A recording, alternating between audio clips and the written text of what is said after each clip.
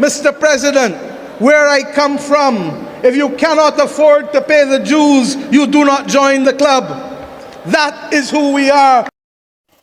Hello, my people. Welcome and have a seat. Thank you for staying tuned. And today, I believe you are doing good. Now, Jamaica and Caribbean nations, these countries have been blessed by many things.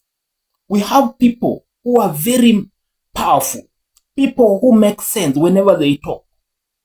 Not everyone, when he or she talks, it makes a sense. But we have people that God chosen, and whatever they say, surely it makes a lot of sense. Now, what happens when one of the Caribbean most respected leader delivers a message that challenges the world's biggest powers while calling for a stronger partnership between Africa and the Caribbean? So, in this speech during Ghana's 15th day celebration, Barbados Prime Minister Mottley presented a bold vision for the future. Rather than dwelling on the painful history that connects Africa and the Caribbean, she urges both regions to build a relationship based on opportunity, unity, and shared property. So, because of her wisdom, this speech sparkled everywhere in the world. So, stay tuned so that you can understand why are we talking about this powerful speech. Remember to like, subscribe the channel, and share the video. The Master of Ceremonies, President of the Republic of Ghana, His Excellency Nana Akufo-Addo, and First Lady of the Republic of Ghana, Mrs. Rebecca Akufo-Addo, Vice President of the Republic and Second Lady of the Republic of Ghana, Your Lordship, the Chief Justice of the Republic of Ghana, honorable members of the Council of State, ministers, members of Parliament, members of government officials of Ghana, traditional rulers and religious leaders of Ghana, members of the diplomatic corps, and indeed my own Minister of Foreign Affairs and my own ambassador, distinguished Ghanaian citizens all. Today I am filled with such hope, and I am so happy to be here with you to celebrate the 65th independence of your country. On behalf of the people and government of Barbados, I extend congratulations, our warmest congratulations to you on the attainment of this milestone. For us, you were the beacon that shone the light almost 1 decade before we came to that old moment ourselves. And that is why last year, when we became the youngest parliamentary republic, we asked your president to bless us with his remarks, because we felt that just as you led the way in 1957 and 1960, you led that way for us with the coming of our republic. It is almost trite to share with you that your founder leader, Kwame Nkrumah, inspired so many of us across the globe. After decades and in some instances centuries of colonialism and exploitation, the capacity to rise and to be able to say that we can, we shall, we will. That simple example gave so many of us the courage that we too could and would and should.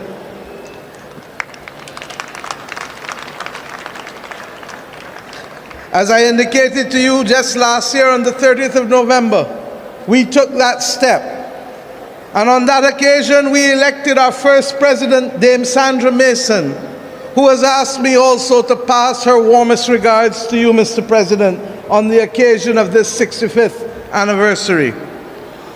It is significant to us, sir, that when you spoke and shared your message with us as a Barbadian nation, you indicated that it was our great fortune to be able to complete this circle of self-determination at a time when the world has so readily embraced the principles of democracy and enfranchisement.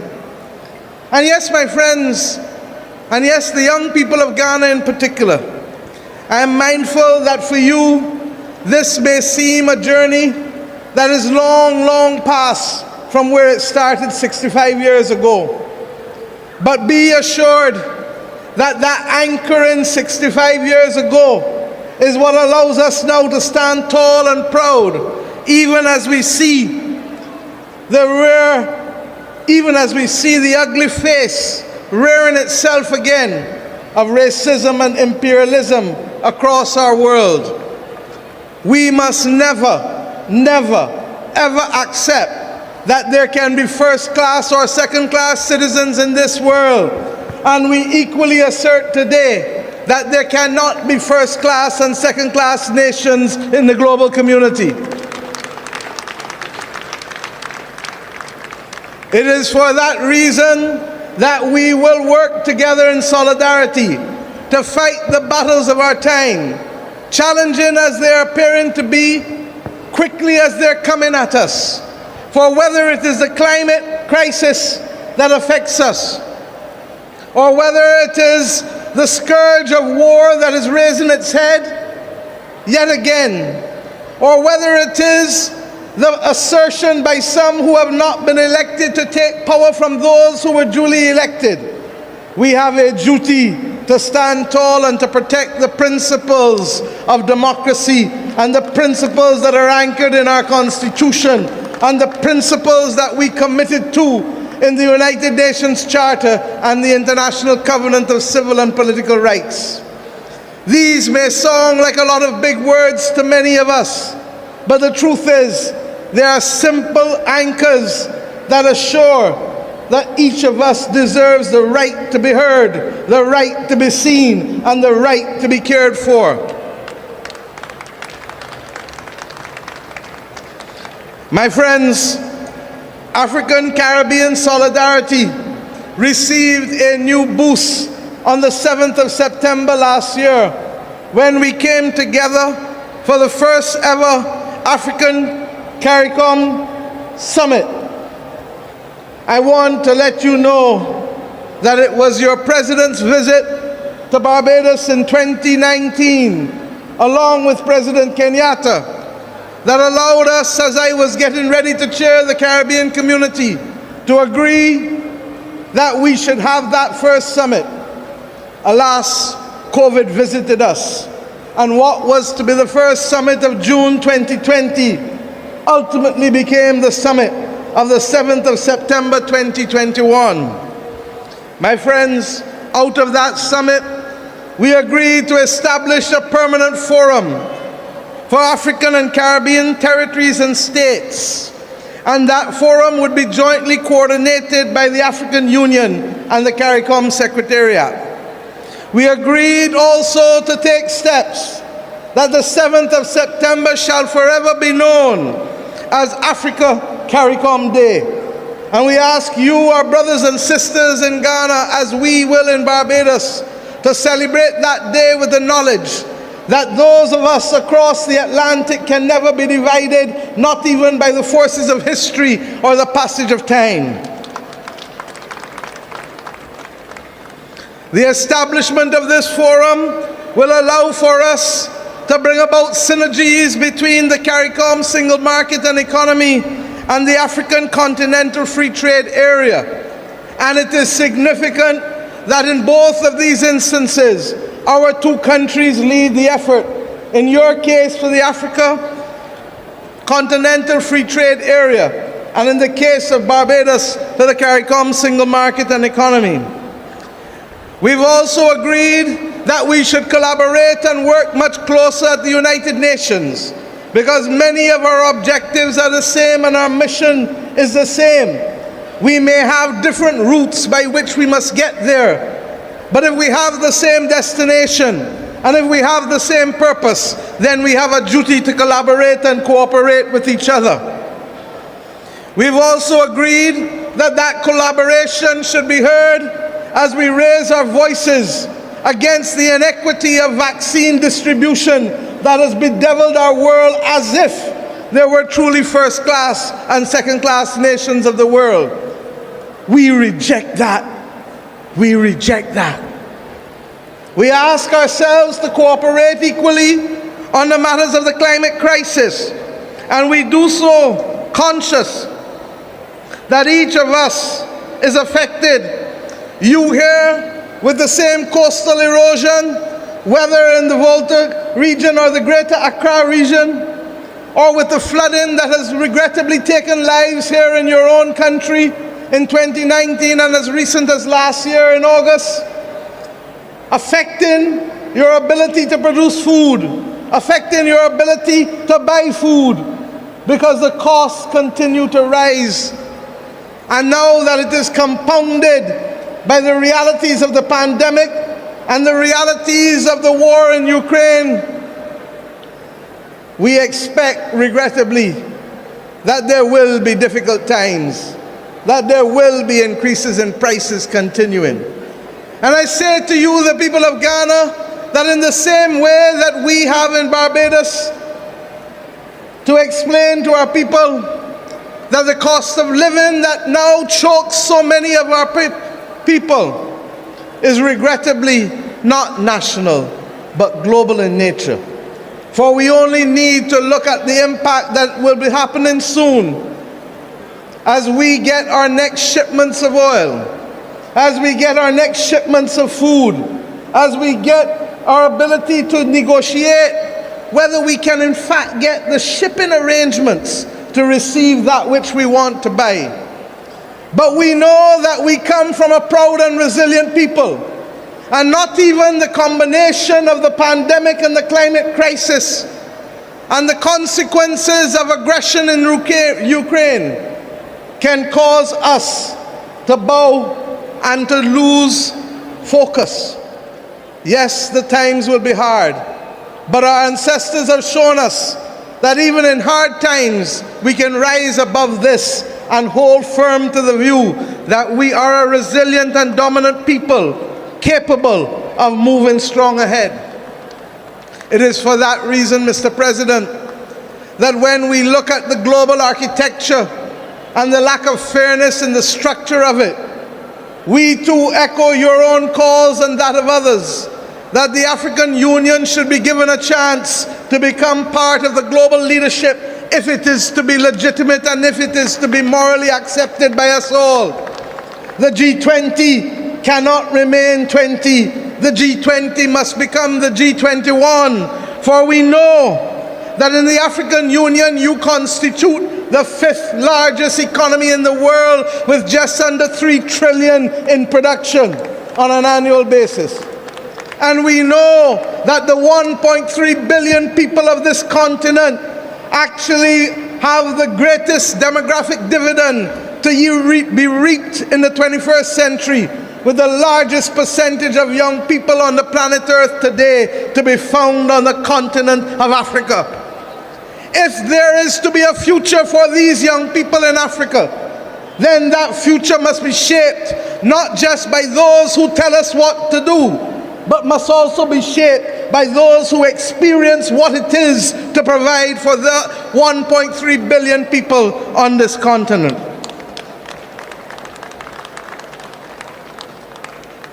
My friends, we stand in solidarity and in unity with you on these great issues.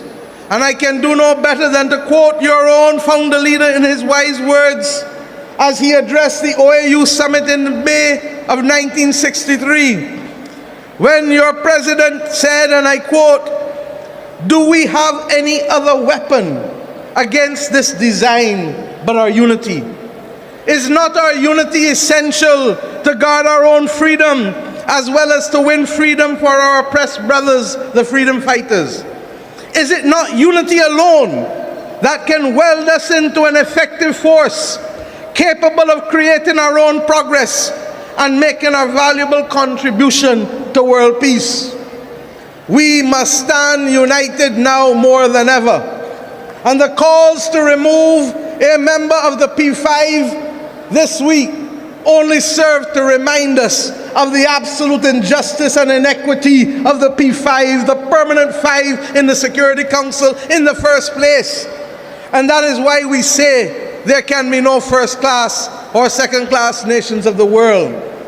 It came to a head, an absolute head, when the one that was given the power to veto, literally this week, ensured that that veto literally made the United Nations almost useless in its capacity to save the people of Ukraine as they faced down the weapons of Russia.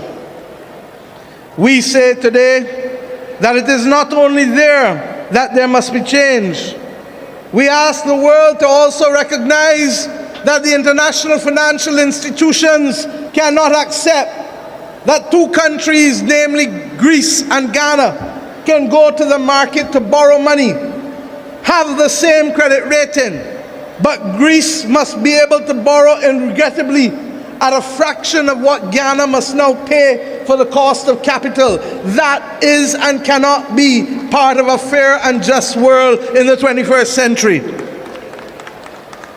And why must it change? Because in a very real sense, even though we settled the individual rights to protect each and every one of us, at the formation of the United Nations, we preserved an old colonial order of empires having the right to determine what the global community should look like. We now know that it does not work. And we now know that the time has come to work together to change it for the betterment of the nations of the world altogether, yes, but in particular for the betterment of the people of our nations who were suppressed and colonized, regrettably, for too long. My friends, I ask us also to recognize that in today's world, technology makes geography and size almost irrelevant. And therefore it gives us that unique opportunity, and certainly as we have done in the Caribbean and in my own country, to assert that the time has come to reclaim our Atlantic destiny, that the time has come for strong strategic leadership.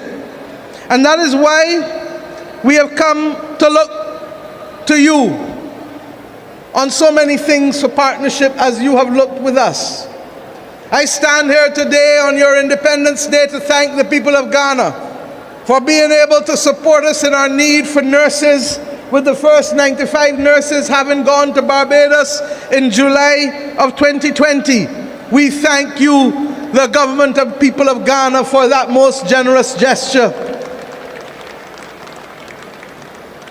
And we are heartened that they have made a huge difference to our public health care system. So much so that we have just completed interviews for just under another 200 nurses to come to Barbados in the near future. We thank you equally for allowing us to work together to see how we can bridge the gap of travel between our nations. It cannot be acceptable that we must all go north to come back south when we can easily go east or west. To go 7 hours and 50 minutes to London is much longer than if I would have come direct to Accra. It is within our grasp, Mr. President, to change these simple facts to connect our people. And all the more so because there are too many restrictions being placed on our people, even for the simple access of transit visas, even if we want to visit one another.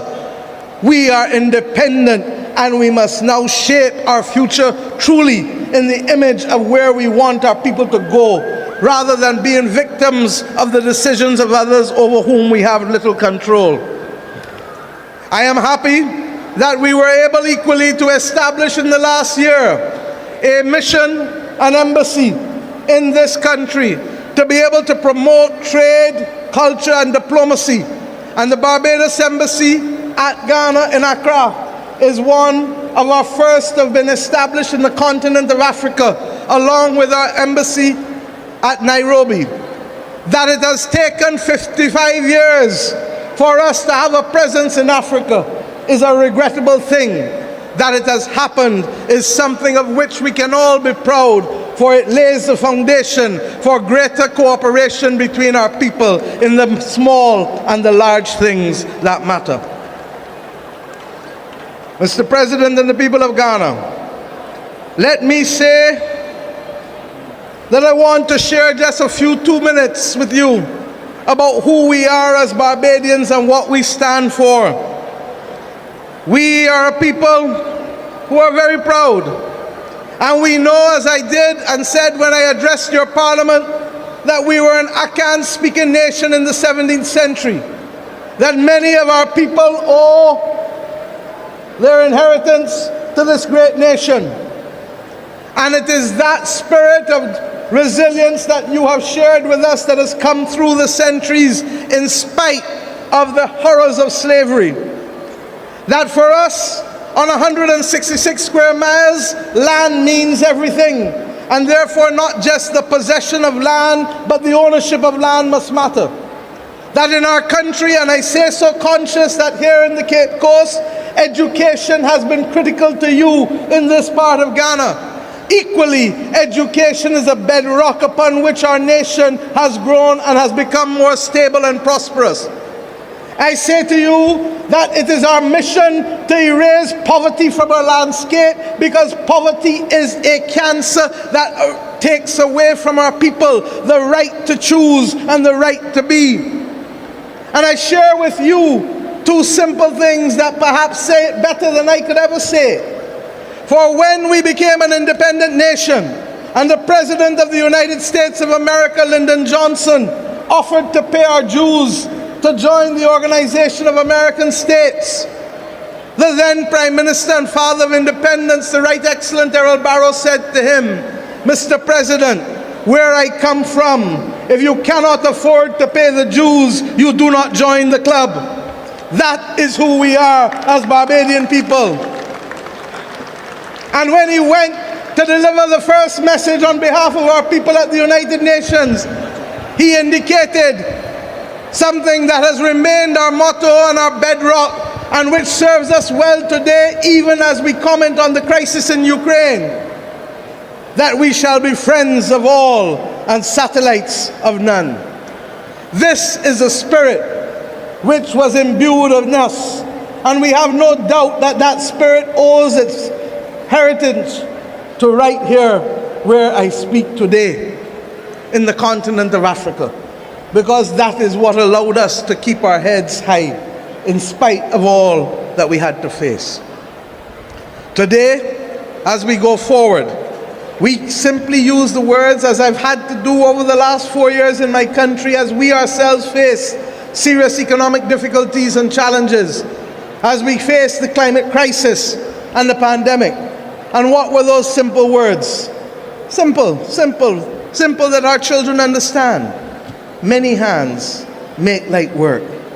And just as we are prepared to share the burden of adjustment always, we must be prepared to share the bounty that can allow our people always to aspire and to feel that they live as owners in their own country and not tenants in the land.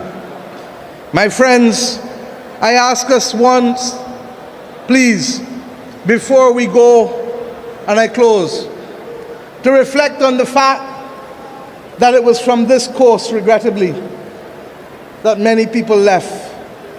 Yes, never to return at that time, but with a wish always in our bosom that their children and great-grandchildren and great-great-grandchildren would come back to this land.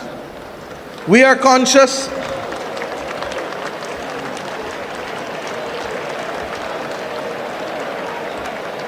it is emotional. We are conscious that those who put your family in those castles, those horror houses, whether here or in Gorée, did it because they simply did not see you, hear you, or care for you, and did it solely for the purpose of profit and solely for the purpose of power and dominion. It is regrettable that those same motives are showing themselves on the landscape of the world today. And if ever there is a people who can speak out against it with a moral authority, if ever there is the capacity for global moral strategic leadership, Mr. President, it must come from those of us who are affected on both sides of the Atlantic, those of you who lost brothers and sisters, and those of us whose great-grandparents and great-great-grandparents suffered the indignity of being treated less than human. We have come to this point today to say to these young people who sit opposite me that it must never happen again. And to ensure that it shall never happen again, we shall build monuments that you shall never forget.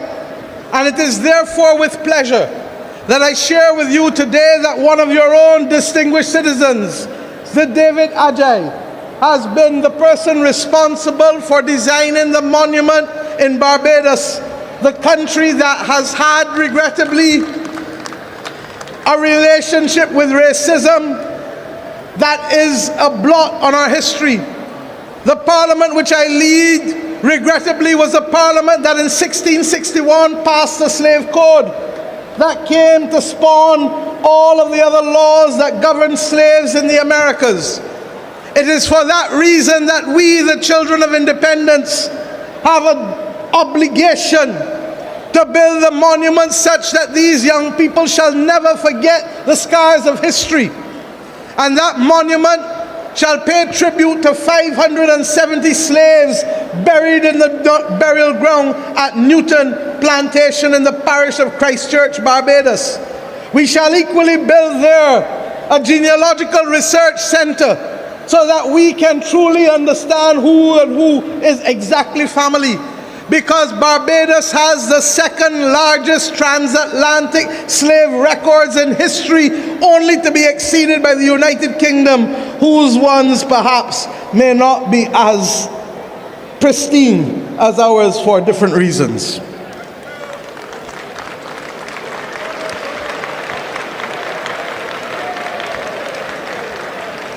The monument that he has designed shall have 570 timbers standing tall. And we ask you, Mr. President, as we shall ask many of the other countries from where we have come and where we have gone to supply us with some of those timbers, so that your presence always shall be remembered by the people of Barbados whenever they visit that Barbados Heritage District at Newton Plantation. I end simply on this last point. The discussion of reparations can never be an easy discussion. It is complex. It is difficult. The heads of government of the Caribbean community have assigned me the responsibility of writing the heads of government of those European states whose governments were responsible for the extraction of wealth from our countries for centuries, and who extracted wealth, I dare say, from your continent and your countries too. There are those who will say and remind us that the specter of war makes it an inconvenient time to have this conversation.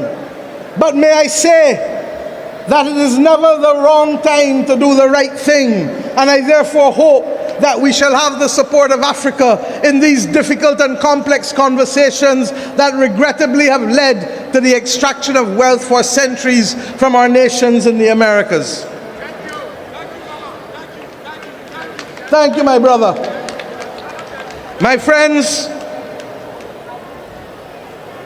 we come to you today conscious that we have returned.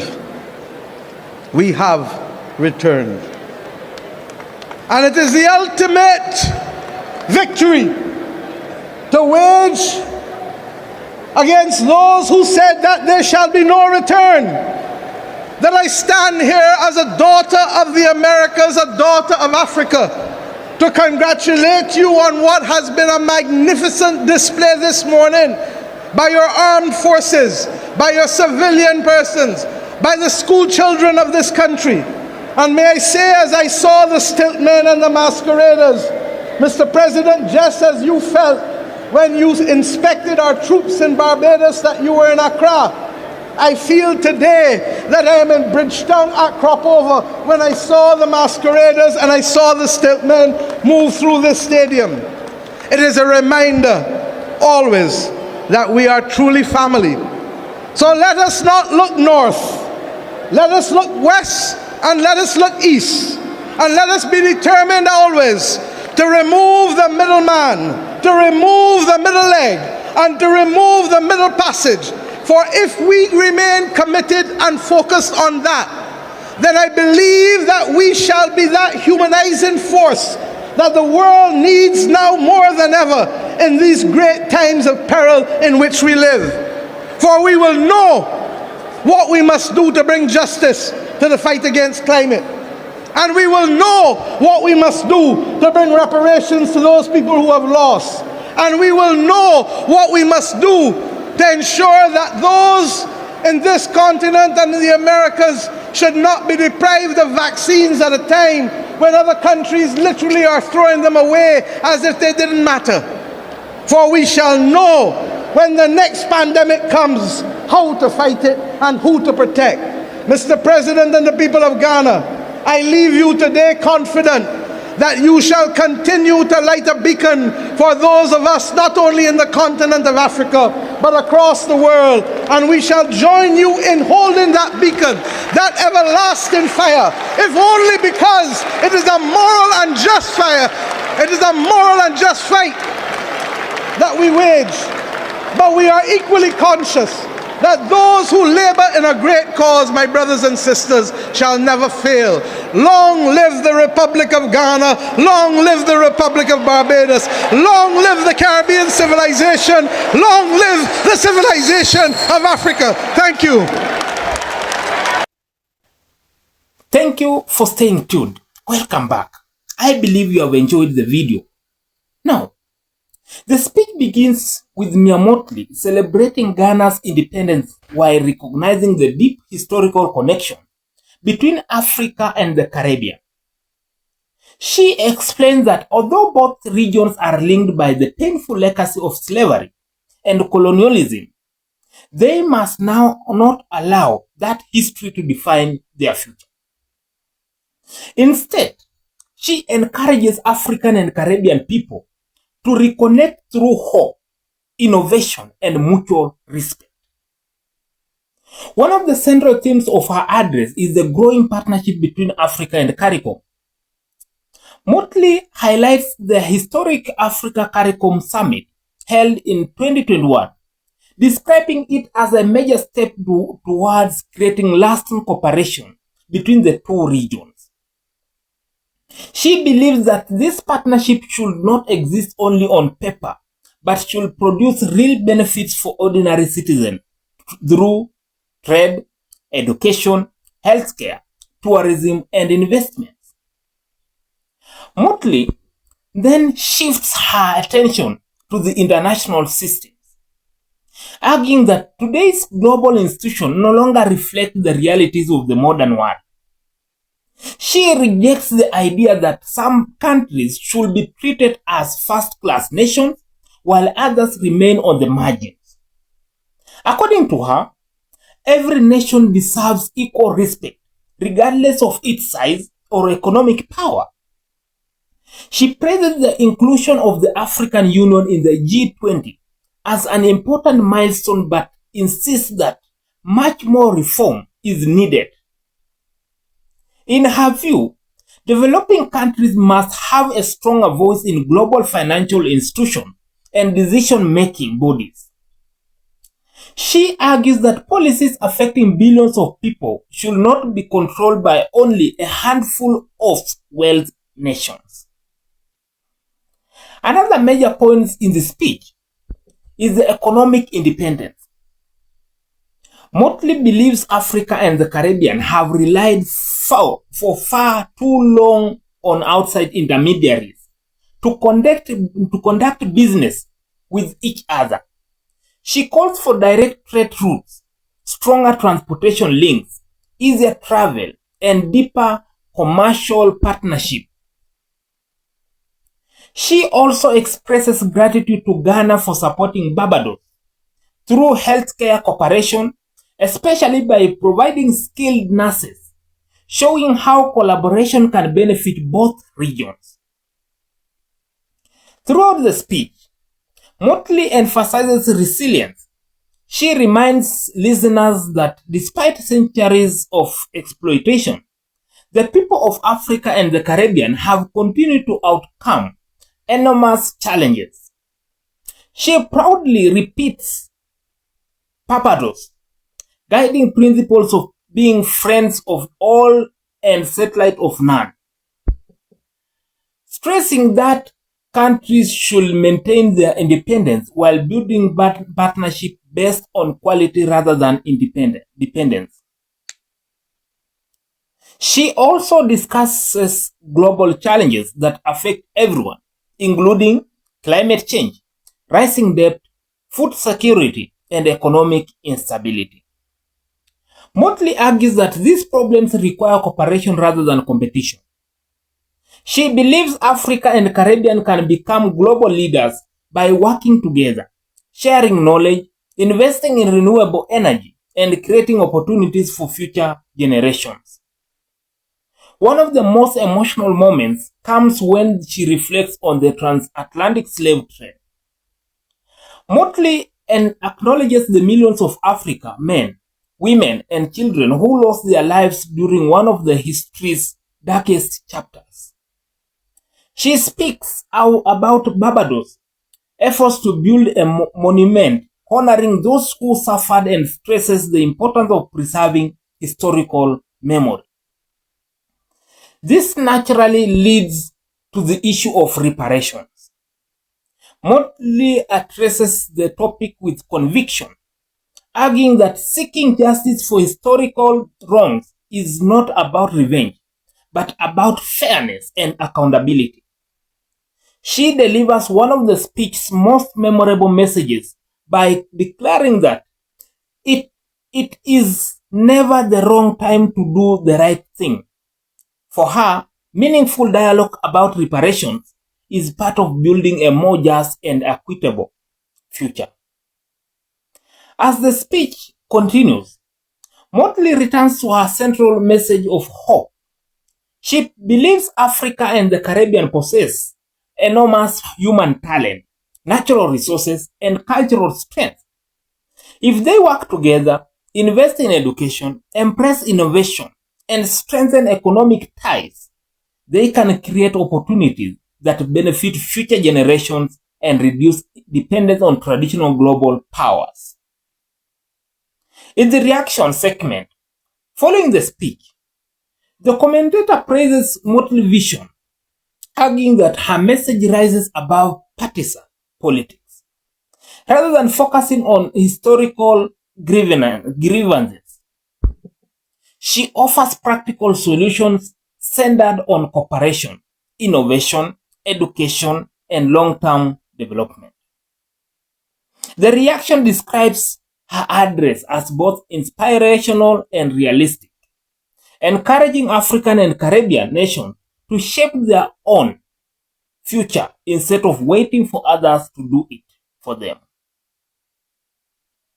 Now, Mia Mottley's address serves as both a reflection on history and a call to all action for the future.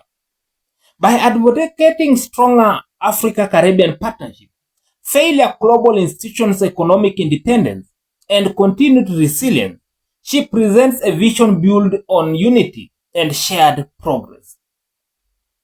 Whether discussing trade, healthcare, climate change, or reparation, her message remains consistent. National achieve more when they stand together with confidence, equality, and purpose. Her speech leaves audiences with a powerful reminder that the future of Africa and the Caribbean can be defined not by their past, but by their choices they make together today. Thank you, my lovers. Thank you for staying tuned, and remember to like, subscribe, and share. Let's meet in the next video. Have a nice time.